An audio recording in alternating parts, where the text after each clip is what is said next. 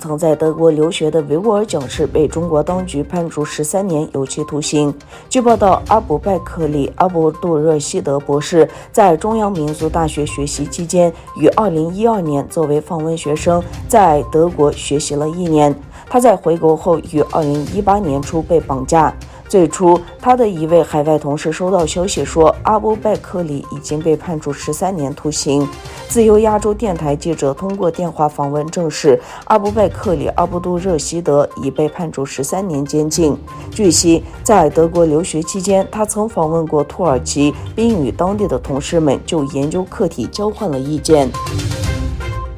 4月23日，在伊斯坦布尔在登博尔诺区的卡兹勒切西梅文化中心广场举行了大型的兄弟会开斋饭。开斋活动由东突厥散组织国际联盟组织，有宗教学者、知识分子、公众人物和流亡组织的代表。土耳其内政部副部长伊斯梅尔切塔克里、土耳其移民局局长萨瓦什云卢、副局长果洛车阔克、伊斯坦布尔副省长亚沙尔阿克桑卡尔、伊斯坦布尔移民局局长拜拉姆亚林苏以及土耳其各政党的组织代表出席。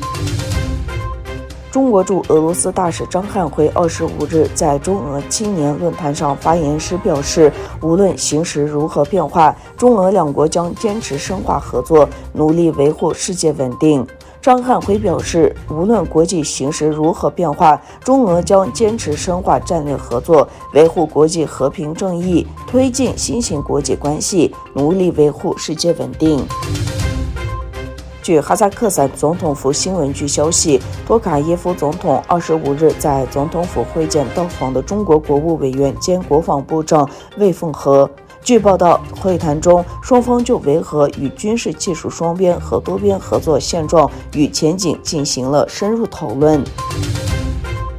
美国国务卿布林肯和国防部长奥斯汀一起访问吉普，并与乌克兰总统泽连斯基举行会晤。布林肯和奥斯汀24日对吉普的访问是俄罗斯入侵乌克兰以来美国第一次正式访问乌克兰。期间，两人宣布价值7亿美元的军事援助。布林肯表示，如果就俄罗斯的战争目标而言，俄罗斯正在失败。同一时间，俄罗斯对美提正式外交照会，警告不要提供更多武器给乌克兰。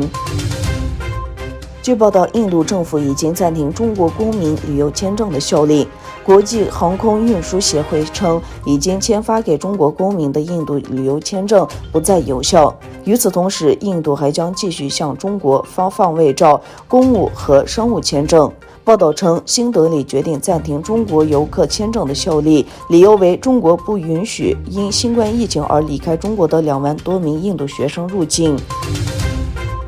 吉尔吉斯斯坦总统萨迪尔·加帕洛夫和阿塞拜疆总统伊里哈姆·阿里耶夫在巴库签署了吉尔吉斯斯坦共和国与阿塞拜疆共和国战略合作宣言。